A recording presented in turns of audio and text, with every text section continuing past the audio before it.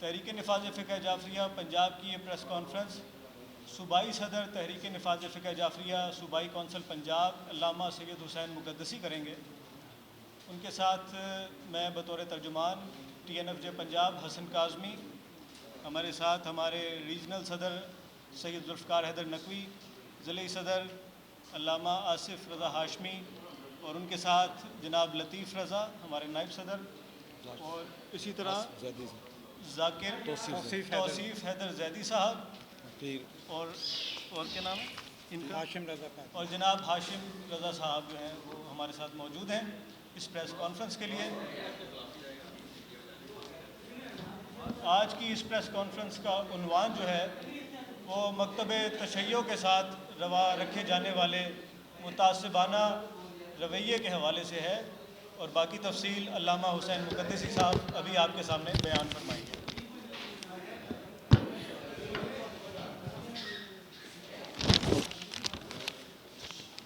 بسم اللہ الرحمن الرحیم۔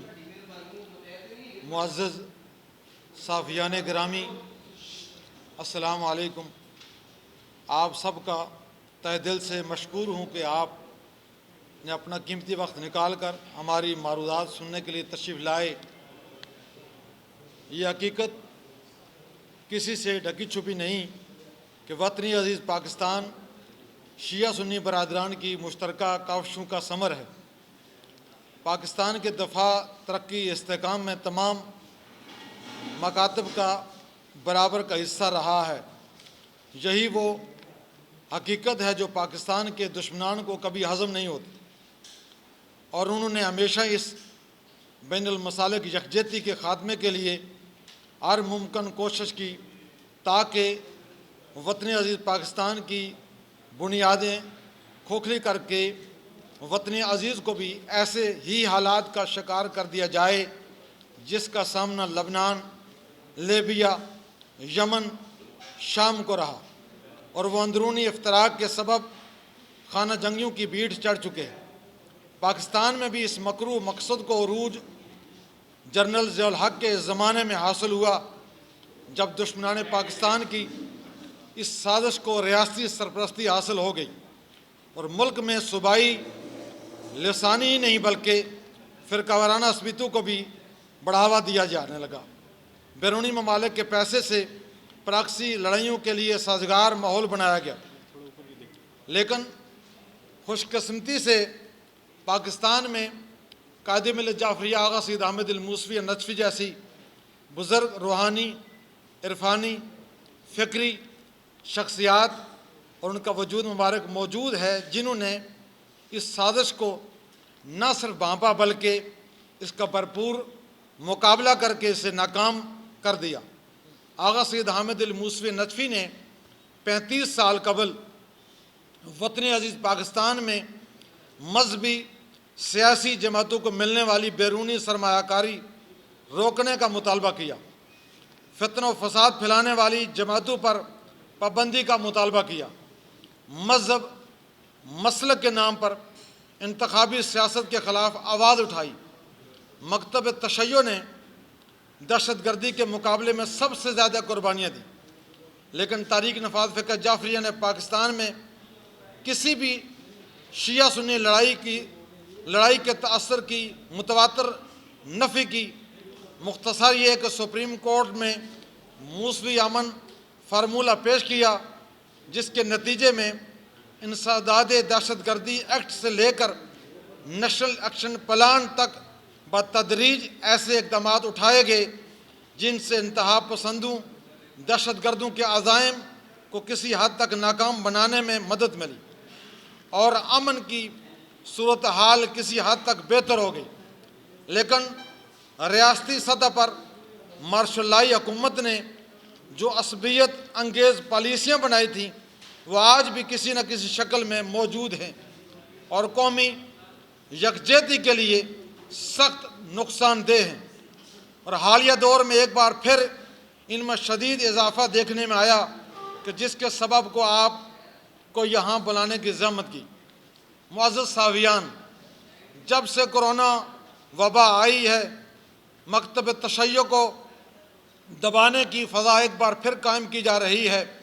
جیسے ہی کورونا کے کیسز سامنے آنا شروع ہوئے تو مخصوص متعصب حلقوں کی جانب سے اس کا الزام شیعہ زائرین پر ڈالنے کی کوشش کی، جس کے نتیجے میں زائرین کو مہینوں طویل ابتلا کا سامنا کرنا پڑا، جو ایک علیحدہ درد کی داستان ہے۔ بعد میں ثابت ہونے والے حقائق نے یہ واضح کر دیا کہ زائرین میں سے کسی کو کورونا کا مرض لائق نہیں تھا، اور اس نے اس کا ڈٹ کر مقابلہ کیا۔ لیکن جن دوسرے ذرائع سے کورونا شہر شہر پھیلا وہ آپ کے سامنے ہے۔ کورونا کے آغاز کے ساتھ ہی مجالس اعضاء اور شیعہ عبادات کو حفاظتی SOPs کے تحت مرتب کیا جانے لگا، جس کی ہزاروں مثالیں آپ کو دی جا سکتی ہیں۔ ائمہ اہل بیت کے ایام شہادت پر ہونے والی مجالس اعضاء اور عزاداریوں کے سوا اکثر مقامی مجالس ویسے ہی محدود کر دیے گئے۔ رمضان سے قبل صدر اور وزیر اعظم نے اجلاس بلائے، جن میں کالعدم تنظیموں کو تو بلایا گیا، لیکن مکتب تشیع کی نمائندہ جماعت تحریک نفاذ فقہ جعفریہ کو مدعو نہ کیا گیا، جس کی وجہ سے مکتب تشیع کے حوالے سے زمینی حقائق فیصلہ سازوں کے علم میں ہی نہ آ سکے۔ عزاداروں، ذاکرین، بانیان مجالس کی آواز کو مکمل نظر انداز کیا گیا۔ صدر کے اجلاس میں 20 نکاتی SOPs میں تراویح، شبینہ سب موجود تھا، لیکن ام المومنین حضرت خدیجہ الکبریٰ سلام اللہ علیہا، نواسہ رسول حضرت امام حسن مجتبیٰ، غزوہ بدر، فتح مکہ، اور سب سے بڑھ کر یوم شہادت حضرت علی کے اجتماعات مجالس ازداریوں کو اس قابل ہی نہ سمجھا گیا کہ ان کے بارے میں غور کیا جائے۔ حضرت علی بن ابی طالب شیعہ سنی مسلمانوں ہی نہیں بلکہ پوری عالم انسانیت کے ہیرو ہیں۔ ان کے یوم شہادت پر ہر شہر میں لاکھوں کے اجتماعات منعقد ہوتے ہیں۔ ہونا تو یہ چاہیے تھا کہ حکومت تحریک نفاذ فقہ جعفریہ اور عزاداروں کی مشاورت سے پالیسی تشکیل دیتی۔ کسی صوبائی اجلاس میں تحریک نفاذ فقہ جعفریہ کا موقف نہیں سنا گیا، اور من پسند کمیٹیوں کی بنیاد پر حکومت نے شہادت حضرت علی کے جلوسوں پر پابندی عائد کر ڈالی، جس کے رد عمل میں قائد ملت جعفریہ پاکستان آغا سید حامد الموسوی نجفی نے علامتی ماتمی احتجاج کی کال دی، اور آپ سب نے دیکھ لیا کہ لاہور سے رحیم یار خان تک لاکھوں افراد اپنے مذہبی فریضہ کے لیے باہر نکلے۔ ہونا تو یہ چاہیے تھا کہ حکومت گزشتہ غلطی سے سبق سیکھتی۔ حکومت نے ملتان، سیالکوٹ، نارووال، راولپنڈی، چکوال، جنگ سمیت ہر شہر میں عزاداروں پر لاتعداد FIR درج کرائیں۔ کئی مقامات پر عزاداروں کو گرفتار بھی کیا گیا، اور عزادار اپنے ملک میں اپنے بنیادی حق استعمال کرنے کی پاداش میں تھانے کچہریوں سے بھرے پڑے ہیں اور بھگت رہے ہیں۔ آپ یہ سن کر حیران ہوں گے، ہماری صوبائی کمیٹی نے فیصل آباد میں ایک جلوس کے حوالے سے پولیس کے ذیلی افسر سے بات کی تو بجائے افسر نے مسئلہ حل کرنے کے ان کا نام شیڈول 4 میں شامل کرنے کی دھمکی دی، اور تحریک کے عہدیدار کو کالعدم تنظیموں کے افراد کے ذریعے دونوں میں ڈلوائی گئی، جس پر IG آفس میں ہماری شکایت سنوائی کی منتظر ہے۔ ایسے ہی 8 شوال یوم انہدام جنرل بقی کو صحابہ، اہل بیت، امہات المؤمنین اور دختر رسول حضرت فاطمہ الزہرا کی قبروں کی بے حرمتی کے خلاف صوبہ بھر میں تحریک نفاذ فقہ جعفریہ کے ماتمی احتجاج کو جنگ، سیالکوٹ، دینہ، چکوال سمیت مختلف شہروں میں روکا گیا۔ 18 جیٹ صدیوں سے پاک و ہند میں مقامی تقویم کے مطابق یوم شہادت نواسہ رسول کے طور پر منایا جاتا ہے۔ اس روز بھی لاہور سمیت اکثر شہروں میں عزاداروں کو ریاستی طاقت کے ذریعے عبادت سے روکا گیا۔ بالخصوص جنگ میں پولیس کی کارروائی سے ہر پاکستانی کا سر شرم سے جھک گیا۔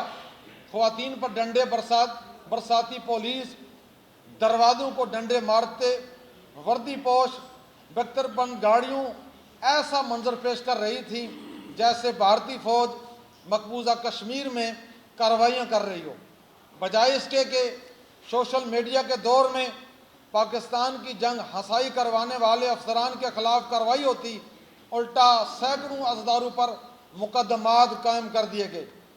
2 دن قبل شہادت امام جعفر صادق علیہ السلام کے پروگرام شروع ہوئے تو چکوال میں امام بارگاہ پیر بخاری میں ہونے والی مجلس کے شرکاء کو پولیس نے بزور بندوق امام بارگاہ سے باہر نکال دیا، اور جب ان عزاداروں نے پولیس گردی کے خلاف احتجاج کیا تو سینکڑوں عزاداروں پر جھوٹی FIR درج کرا دی گئی اور ایک کو گرفتار کر لیا گیا۔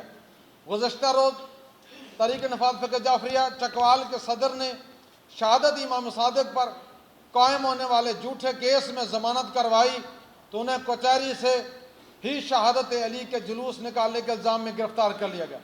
یہ اقدام حکومتی انتظامیہ کی انتقامی رویے کا عکاس ہے۔ اسی طرح مجالس رکوانے کے لیے بکھر میں ایک ذاکر اہل بیت کو گرفتار کر لیا گیا۔ راولپنڈی ویسٹرج میں ایک قدیمی روایتی جلوس کو پولیس روکنے کی کوشش کرتی رہی اور بانیان کو کبھی روٹ بدلنے کبھی صرف مجلس کرنے کا کہتی رہی، پھر روٹ جلدی چھوڑنے کا کہا۔ بانیان نے صرف 10 منٹ میں انتظامیہ کی خواہش پر روٹ سے جلوس کو گزار دیا، لیکن انتقام پر اتری انتظامیہ نے حفاظتی SOPs کی خلاف ورزی کا کیس سینکڑوں عزاداروں پر قائم کر دیا، جبکہ ویڈیو میں دیکھا جا سکتا ہے کہ تمام شرکاء کو سینیٹائزر کیا جا رہا ہے اور جلوس میں شامل پولیس افسران نے خود ماسک بھی نہیں پہن رکھے۔ آپ ہر روز اخبارات میڈیا کو دیکھ لیں، وزیر اعلیٰ سمیت صوبائی افسران تک سماجی فاصلے اور ماسک کی پابندی کے خلاف ورزی کرتے نظر آ رہے ہیں، لیکن عزاداروں کو کیسز کا نشانہ بنایا جا رہا ہے۔ معزز صحافیان، حضرت عمر ابن عبدالعزیز شیعہ سنی کے نزدیک قابل احترام ہستی ہیں۔ پاکستان کی تمام تنظیموں نے ان کے مزار کی بے حرمتی پر احتجاج کیا، کسی پر کوئی FIR درج نہیں ہوئی، لیکن عمر ابن عبدالعزیز اور ان سے ہزاروں درجہ بلند صحابہ اور اہل بیت امہات المومنین کے مزارات کے لیے جب مکتب تشیع آواز احتجاج بلند کرے تو ان پر مقدمات قائم کر دیے جاتے۔ قیاد روزنامہ جنگ کے مدیر میر شکیل الرحمان کے لیے 3 ماہ سے احتجاج نہیں ہو رہا۔ صحافی، پٹواری، ڈاکٹر، سرکاری ملازمین اپنے حقوق کی پامالی پر احتجاج کر رہے ہیں، لیکن مکتب تشیع سے یہ بنیادی حق بھی چھینا جا رہا ہے۔ ہم یہ واضح کر دینا چاہتے ہیں، ہمیں FIR سے دبایا ڈرایا نہیں جا سکتا۔ خدا را پاکستان میں مقبوضہ کشمیر جیسے حالات پیدا کر کے دشمن کو خوش نہ کیا جائے۔ کس قدر دکھ کا مقام ہے، ہزاروں پاکستانیوں کے قاتل کالعدم جماعتوں کو معاہدوں میں ضامن بنایا جا رہا ہے اور دہشت گردوں کو محترم بنا کر پاک فوج اور سویلین شہداء کے لواحقین کے زخموں پر نمک چھڑکا جا رہا ہے۔ ہم نے ہمیشہ کرونا وبا کے لیے حفاظتی تدابیر کو مقدم رکھا، مزید بھی بہتر بنائیں گے۔ ہم اپنے مسائل افہام و تفہیم سے بات چیت کو آگے بڑھانا چاہتے ہیں اور متواتر انہی کوششوں میں مصروف عمل ہیں، لیکن کس قدر دکھ کا مقام ہے کہ پاکستان میں امن و محبت کے دعوے داروں کی بات سننے کو کوئی تیار نہیں۔ ہم نے متعدد بار وزیر قانون، وزیر اعلیٰ، ہوم سیکرٹری سے ملاقات کی کوشش کی، ان کی عدم دستیابی پر آپ کے ذریعے اب اپنی بات ارباب حل و عقد تک پہنچانا مقصود ہے۔ ہمیں امید ہے کہ آپ ہماری آواز کو اجاگر کریں گے۔ ہم صدر، وزیر اعظم، وزیر اعلیٰ، آرمی چیف، چیف جسٹس سمیت تمام سے اپیل کرتے ہیں کہ مکتب تشیع کے ساتھ ہونے والی زیارتیوں اور ناانصافی کا نوٹس لیں اور فوری اقدامات اٹھائیں۔ عزاداروں، بانیان، ذاکرین پر قائم FIR کا خاتمہ کیا جائے۔ حکومت بدنام اور شہری حقوق پامال کرنے والے افسران کے خلاف فوری کارروائی کریں۔ ذیلی و صوبائی امن کمیٹیوں سے کالعدم جماعتوں اور ان کے سرپرستی اور پشپنائی کرنے والوں کو خارج کیا جائے۔ نیشنل ایکشن پلان پر ہر صورت عمل کیا جائے اور کالعدم جماعتوں سے روابط رکھنے والی کالی بیڑوں کے خلاف ایکشن لیا جائے۔ متحدہ علماء بورڈ امن کمیٹیوں میں قوم کے حقیقی نمائندوں کو شامل کیا جائے تاکہ عوام اور حکومت میں ربط قائم ہو سکے۔ صرف 2 ماہ بعد ایام عزا حسینی کا آغاز ہونے جا رہا ہے، جو 8 ربیع الاول تک جاری و ساری رہے گا، اور عزاداری کے لیے SOPs کو فائنل کرنے کے لیے قوم کے حقیقی نمائندوں سے رجوع کیا جائے۔ ہم آخر میں پھر یہ واضح کر دینا چاہتے ہیں کہ ہم اپنے پیارے وطن کی خاطر ہر مصیبت، آزمائش جھیلنے اور ہر قربانی دینے کے لیے ہم اب اختیار ہیں، لیکن اپنے حقوق پر سودہ بازی اور سمجھوتہ کبھی نہیں کریں گے۔ اگر مکتب تشیع کے خلاف متعصبانہ، معاندانہ رویہ نہ بدلا گیا تو ہم اپنے آئینی و قانونی حق استعمال کرتے ہوئے کسی بڑے اقدام سے دریغ نہیں کریں گے، اور اگر ایسا ہوا تو دنیا امریکہ میں ہونے والے احتجاج سمیت دیگر تمام تحاریک کو بھول جائے گی، لیکن ظلم کے خلاف مظلومانہ احتجاج کا سلیقہ دینا ہم نے حسینیوں سے سیکھا ہے۔ اگر ارباب اقتدار پاکستان کے درجہ اول کے شہری کے طور پر ہمیں اپنا حق دیں گے تو ہمیں بھی ہمیشہ 2 قدم بڑھ کر تعاون کرنے والوں میں پائیں گے۔ خداوند عالم پاکستان اور اہل پاکستان کی حفاظت فرمائے اور پوری انسانیت کو اس ظالم وبا سے نجات دلائے۔